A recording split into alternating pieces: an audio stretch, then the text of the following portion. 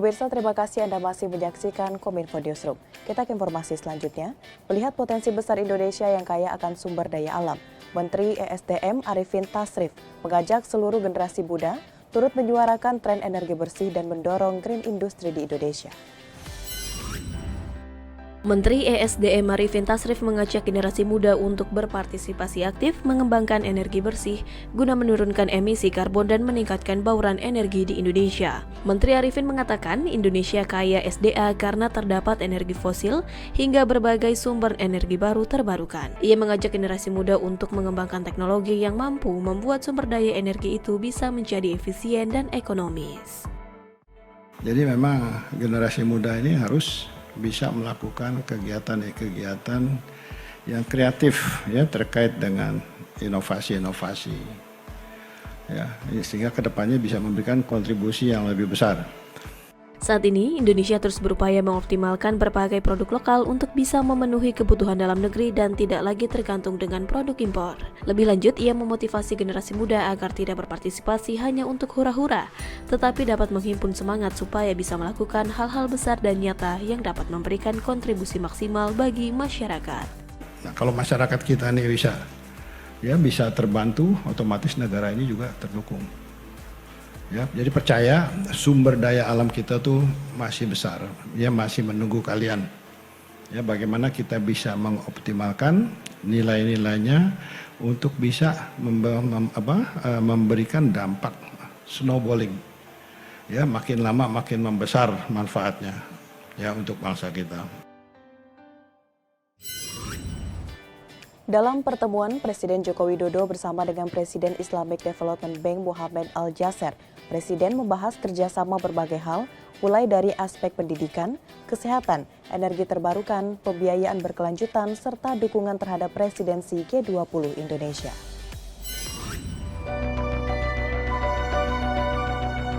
Kedatangan Presiden Islamic Development Bank Mohamed Al-Jaser diterima dengan hangat oleh Presiden Joko Widodo di Istana Merdeka, Jakarta hari ini. Dalam pertemuan tersebut, Presiden Joko Widodo dan Mohamed Al-Jaser membahas kerjasama berbagai bidang seperti pendidikan dengan pembangunan kampus di Indonesia, bidang kesehatan dengan pengadaan vaksin, dan bidang infrastruktur energi terbarukan serta pembiayaan berkelanjutan. Presiden Mohamed Al-Jaser juga menaruh perhatian penuh pada isu digital teknologi agenda G20. Presiden Al-Jaser menurut Sri Mulyani telah melakukan kunjungan proyek digital teknologi termasuk ke Universitas IMERI untuk melihat riset potensial yang bisa dibagikan kepada negara-negara anggota Islamic Development Bank. Islamic Development Bank banyak sekali memberikan pembangunan kampus-kampus universitas di Indonesia. Juga di bidang kesehatan selama pandemi ini Islamic Development Bank juga mendukung di dalam pengadaan vaksin dan juga dalam penanganan pandemi.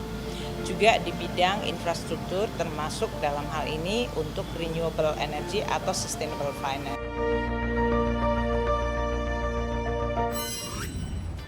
Dalam pertemuan perdana Health Working Group G20 bertajuk Harmonizing Global Health Protocol Standard di Yogyakarta, Kementerian Kesehatan mendorong implementasi harmonisasi protokol kesehatan global guna menjamin keamanan serta mempercepat pemulihan ekonomi dunia.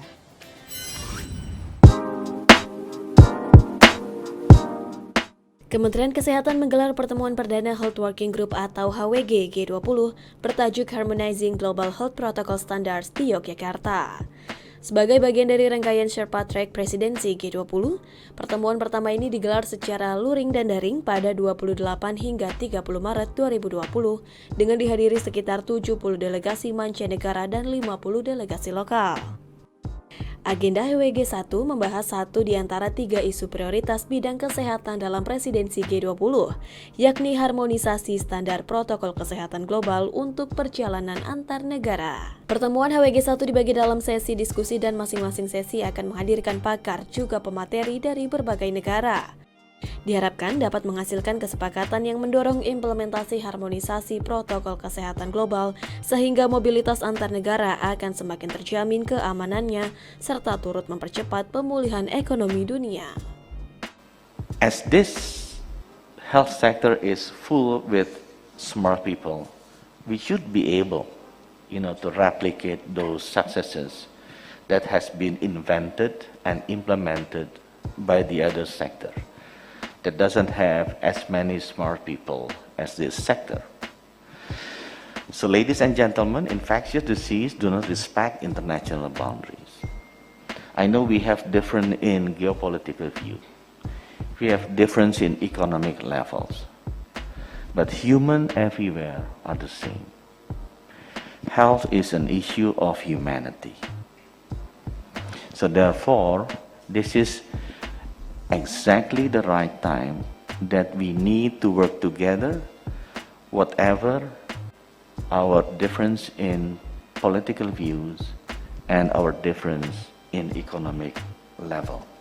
Setelah ke-6 sesi tersebut selesai, agenda HWG 1 akan dilanjutkan dengan G20 Side Event Tour Berkalasis yang akan berlangsung pada 29 hingga 30 Maret 2022.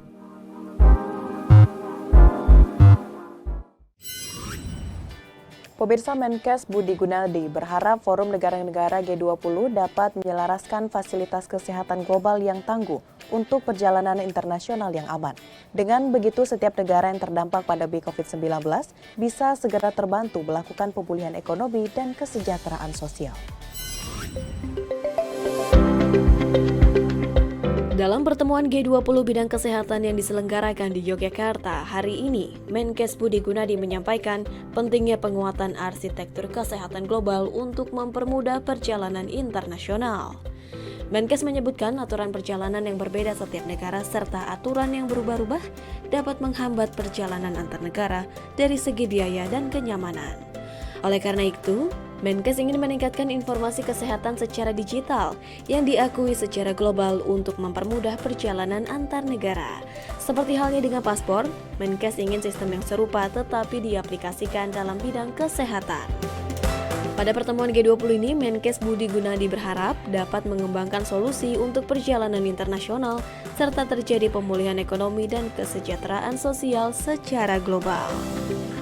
And given the restrictions, the lockdowns, and the global economic downturn, the pandemic has taught us how interconnected and interdependent we are.